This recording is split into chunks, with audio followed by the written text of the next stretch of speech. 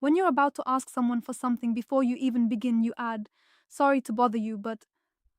You have an idea, but before sharing it, you make yourself smaller. It's not very important, but... And without realizing it, you begin apologizing for your own existence, as if taking up space is wrong and having a need means becoming a burden to someone else, as if being visible is the same as disturbing someone. If this happens to you often, it does not mean you are weak. It may be a survival strategy you developed over the years. If this feeling feels familiar, don't forget to like this video. It helps me create more content for you. Now, there is an important false belief we need to break here. Constantly adapting does not always mean you are simply kind hearted. Sometimes constantly adapting is a protection strategy you developed so that they won't reject me, they won't get angry with me, or the atmosphere won't become tense.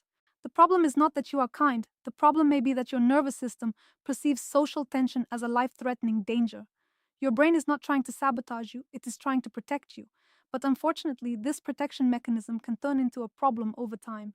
Because for your brain, social connection is extremely important. The human brain connects the feeling of belonging not only with an emotional need, but directly with safety. That is why when someone seems upset with you, when their tone of voice changes, when they give short replies, or when there is even the slightest tension in the room, your mind may magnify it. And thoughts like these may begin to appear inside you. I did something wrong. They won't like me. Now our relationship will be damaged. I need to be more careful. But here, there is a very important distinction.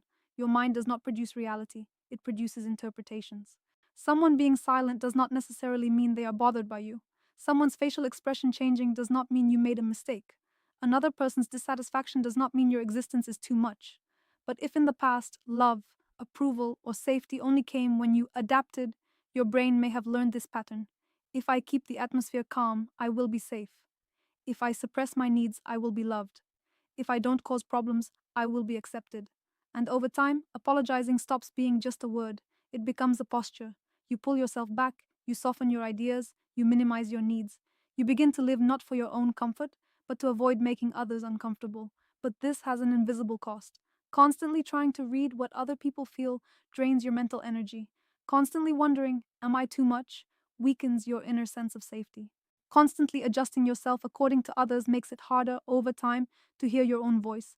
And perhaps the most exhausting part is this: while trying to please others, you slowly begin to take up less and less space within yourself. Here is a powerful mirror sentence for you: your existence is not a problem, your need is not a burden, your voice is not a threat. Your nervous system may have simply coded visibility as risky. Understanding your inner world is the first step toward change, because when you blame yourself, you only become more trapped. But when you understand yourself, you begin to notice your automatic reactions. Today, you can try a small practice. During the day, every time you say, "I'm sorry," pause for 1 second. Ask yourself, did I really do something wrong, or am I apologizing just for taking up space? If you truly made a mistake, apologizing is valuable. But if you are apologizing just for existing, speaking, expressing a need, or setting a boundary, try changing your sentence. Instead of "sorry to bother you," try saying, "I'd like to ask you something." Instead of "it's not very important, but donde," try saying, "there is something that matters to me." Instead of "I don't know, this might sound silly, but..." try saying, "Go, I have an idea." These small changes do not only change your language, they also change the message your brain receives. My existence is not a danger. My needs can be expressed. I can take up space in life and still be safe. Remember, healing does not always begin with big decisions. Sometimes it begins by noticing that unnecessary apology at the beginning of a sentence. You can be kind without making yourself smaller. You can be adaptable without losing yourself. And most importantly, you do not have to apologize for existing. Don't forget to subscribe for practical psychology content.